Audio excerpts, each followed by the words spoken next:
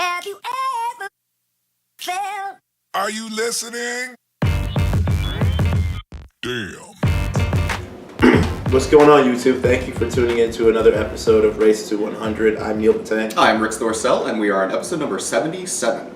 Lucky 77, man. Lucky 77, but unfortunately, some WNBA players were unlucky. They were fined for supporting the Black Lives Matter movement.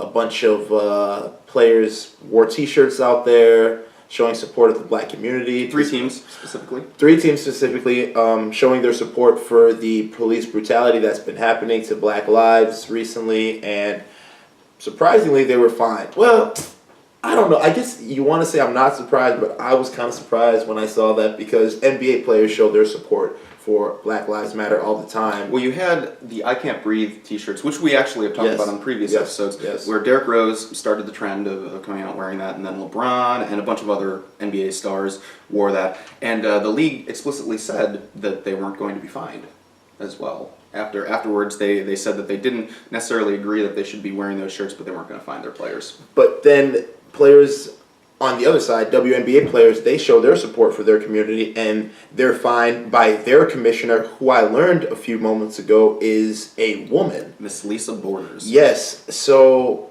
I guess Rix and I were looking at each other like, why did that happen? And it just goes to show the blatant racism, and not only racism, but sexism regarding this topic, because on the guys' end, they can wear Black Lives Matter and show their support, and no one messes with them. But on the female side, when they support Black Lives Matter, they're fined for whatever reason. We don't know. Maybe it's a power thing or an influence thing, but that doesn't make it right nonetheless. And I think that we tend to look at anecdotal evidence as proof that something exists, but this type of example just highlights the disparity between the men and women when it comes to professional sports, specifically the NBA and the WNBA. Because not only do you see the disparity in how the women players are treated, and they are often, they have more difficulty when it comes to procedures and being fined and all that than the men do. The men are given a little more leeway.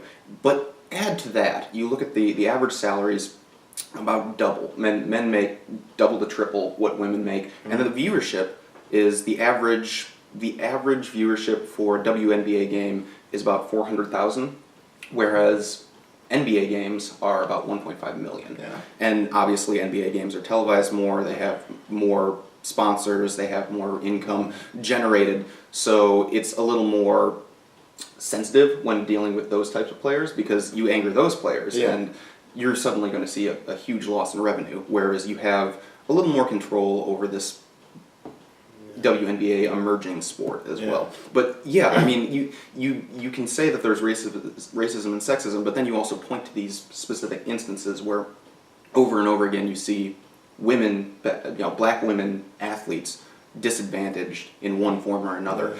So I mean. And Rich brought up a very interesting point earlier. He said it's very tough for the black woman in America to succeed because she's constantly struggling to find her place in society because she's disadvantaged in two major ways. A, she's a minority, someone of color, and B, she is a woman who is disproportionately disadvantaged compared to that of a man, and it's unfortunate that these things are happening. I mean, we look at it and we say, okay, here's basically what happened. LeBron James, Derrick Rose, and Carmelo Anthony do something supporting the black community.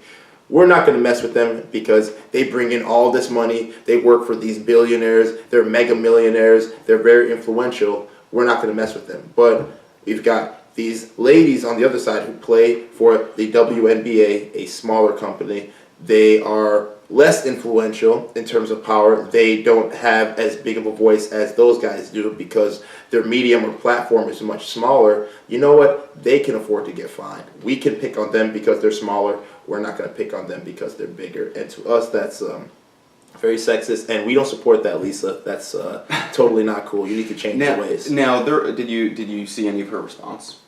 Lisa Borders' response? No.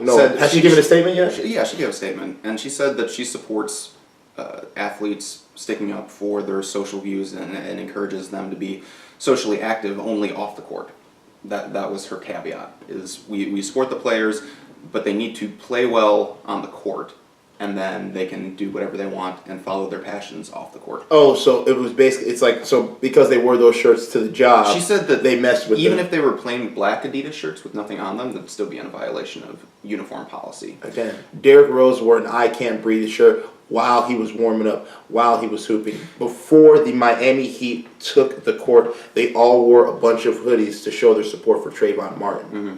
Which violated the uniform policy. But again, they're not going to get fined for standing up what they believe in. At the end of the day, it's the NBA that controls it. They can say, don't do this, don't do that. But And that goes back to the definition of racism. Is what we've covered what is racism in America, and for me anyway, and I think for a lot of academics, racism has to do with power dynamics and who has power over a group or a class of people.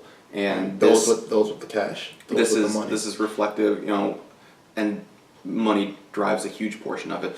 But there's the question too, and this is the other caveat that I would add, is that if you're going to advocate for a change, do you show this form of civil disobedience, and do you acknowledge that there will be a cost to be paid in doing so? Because the uniform policy, whether or not it's enforced at the NBA level, both leagues have uniform policies, and the teams that chose to wear the Black Lives Matter shirts were in clear violation of the uniform policy. So it's the question of do you want to have that battle when it comes to policy, or do you want to work to change the policy so that something like this could be allowed, for example, because the union is in negotiation as to whether or not the policy should be changed now.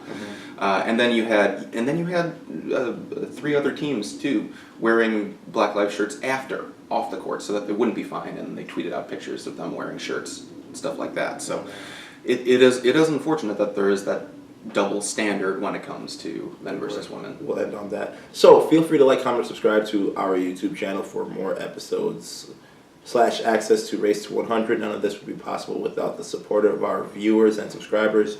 We appreciate all of your contributions. I'm Neil Batang. I'm Rich Dorsell, and we will catch you next time on the Race to 100.